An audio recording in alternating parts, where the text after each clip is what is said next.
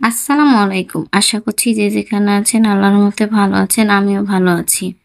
নতুন রাঁধুনি ব্যাচেলারদের জন্য আজ খুব সহজে প্রেসার কুকারে গরুর মাংস রান্না করে দেখাচ্ছি। গরুর মাংস রান্নাটা ভালো লাগলে অবশ্যই চ্যানেলটা সাবস্ক্রাইব করবেন। আর ফেসবুক থেকে দেখলে পেজটি ফলো করে রাখবেন। গরুর মাংস নিয়ে নিয়েছি, একটু বড় পিস করে নিয়েছি চর্বিযুক্ত। ভালোভাবে ধুয়ে পরিষ্কার করে দিয়ে দিচ্ছি প্রেসার কুকারে। মাংসটা চিপে দেবেন, তাহলে পানিটা ঝরে যাবে। আমি প্রেসার কুকারে সব মাংসগুলাকে নিয়ে নিলাম। এটা হচ্ছে তেজপাতা, দারচিনি, এলাচ, গোলমরিচ আর সাদা এলাচ। এখন সব মশলাগুলোকে দিয়ে দিলাম। গোটা মশলাগুলোকে মাংসের উপর দিয়ে দিচ্ছি পেঁয়াজ। আমি পেঁয়াজটাকে একটু মোটা করে কেটে নিয়েছি। গোটা একটা রসুন, জয়টা ফল হয়েছে, দিয়ে দিচ্ছি। আমি একটা বড় রসুন দিয়েছি। লবণ দিলাম 1.5 চামচ। মরিচের গুঁড়া দিলাম 1/2 চামচ। ধনিয়া গুঁড়া দিলাম 1/2 চামচ। এখানে আমি চটপটির মশলা সামান্য। হলুদ গুঁড়া দিলাম 1 চামচ। ভাজা জিরা গুঁড়া দিলাম 1 চামচের একটু কম। গরম মশলা গুঁড়া দিলাম 1/2 চামচের একটু কম। আদা রসুন বাটা দিচ্ছি 3 চামচ। একটু বেশি করে মশলা দিচ্ছি, তাহলে খেতে দারুণ লাগবে। দিয়ে দিলাম টমেটো সস 2 চামচ।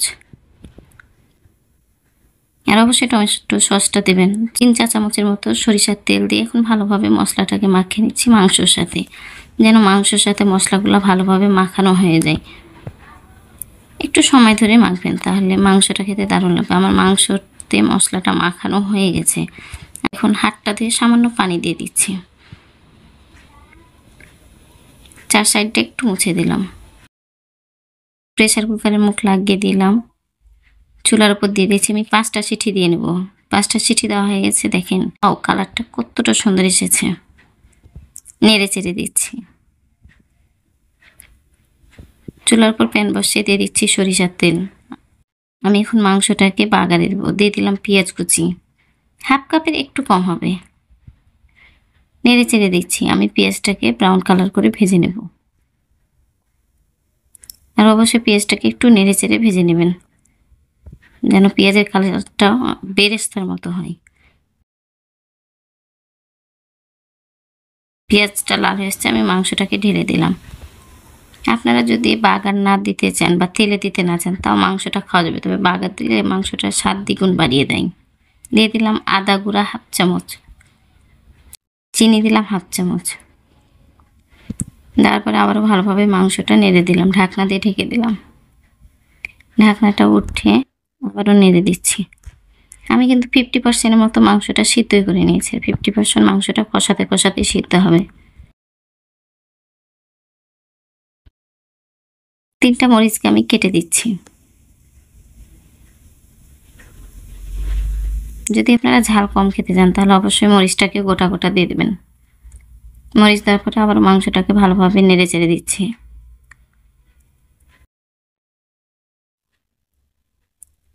আর মাংসটাকে একটু নেড়ে চেড়ে আমি কষিয়ে নেব। আবারও ঢাকনা উঠে আবারও নেড়ে দিলাম। আর মাংসটা কষাতে দেখেন খুব সুন্দর একটা কালার চলে এসেছে। আপনারা যদি গ্রেভি করতে না চান, গ্রেভি বলেন আবার ঝোলও বলেন, করতে না চান, আপনারা এভাবে মাংসটাকে নামিয়ে খেতে পারবেন, দারুণ লাগবে শুকনা। আমি একটু ঝোল করব, এজন্য সামান্য ফুটন্ত পানি দিয়ে দিলাম।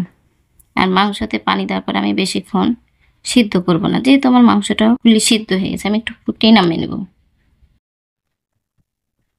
মাংসটাকে আবার ঢাকনা উঠে একটু নেড়ে দিচ্ছি। আমার মাংস রান্নাটা হয়ে গেছে। আমি চুলা বন্ধ করে রেখে দিলাম। 5 মিনিট পর কালারটা দেখেন কি সুন্দর একটা কালার এসেছে, আর খেতে কিন্তু দারুণ হয়েছিল। আশা করছি গরুর মাংস রান্নাটা ভালো লেগেছে। ভালো লাগলে অবশ্যই লাইক দেবেন, লাইক দিতে ভুলবেন না। যারা চ্যানেলটা সাবস্ক্রাইব করেছেন তাদেরকে তো অসংখ্য ধন্যবাদ। যারা চ্যানেলটা সাবস্ক্রাইব করেননি, প্লিজ চ্যানেলটা সাবস্ক্রাইব করেন। আপনাদের একটা সাবস্ক্রাইব আমার জন্য অনেক মূল্যবান। আর অবশ্যই কমেন্ট করে জানাবেন গরুর মাংস রান্নাটা কেমন হয়েছে। বন্ধুদের সাথে বেশি শেয়ার করবেন। আল্লাহ হাফেজ।